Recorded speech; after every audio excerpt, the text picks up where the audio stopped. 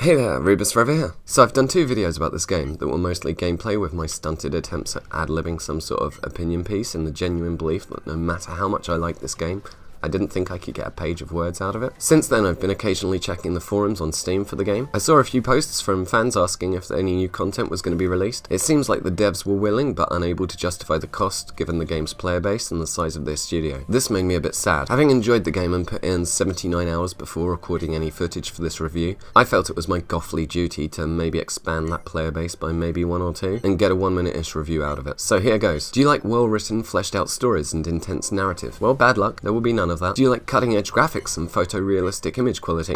Jog on, Sonny. Do you like paying for a game when without a doubt there is a Flash game somewhere that provides a similar, if not potentially more fleshed out experience for free? Hang about, wasn't this going to be a positive review? Battlevoid Harbinger is a top-down permadeath space game featuring a node-based strategic map, loads of unlockable ships, customizable slots for weapons, defense systems, and support ships, with the means to create a fleet of 1 to 3 ships. You play either endless mode or the more standard campaign, which involves fighting through 4 maps, with 1 to 3 being randomized, but the 4th seeming to feature the same antagonists each time I've played. You advance from node to node, salvaging resources and dodging fights you can't win. Sometimes the game will favour you with a lucky early weapon drop, other times you are forced to earn your upgrades by becoming very selective as to which sectors you explore, and in which order. Sometimes waiting a few turns at a station and exploiting its defences will be your only option. Complete missions and your fleet will become a seemingly unstoppable doom armada. Get complacent and you will find your hubris undone. Battlevoid Harbinger is a grindy time sink. Its graphics are basic, the controls are simple, the UI effective but fairly ugly, the story non-existent. It starts harder than Dark Souls with a hangover bad mood, progressing when you unlock more powerful ships to a mixture of trivially easy, intermittently seasoned with spikes in difficulty only rivaled by the feats of ancient heroes in Greek mythology, or to provide a contemporary point of reference, attempting to defend the artistic integrity of Twilight, Transformers, Star Wars, DC, Marvel franchises. That being said, why have I spent basically 80 hours with it already? Because this is a grindy time sink done well. The graphics take me straight back to DOS space games, providing the feel of being a space captain in the Masters of Orion 1 or 2 era. The simple controls remove any pressure to aggressively micromanage, creating a focused, meditative gameplay great for catching up on a new series with. I've just watched The Expanse twice. The limited number of missions and events like powerful nemesi,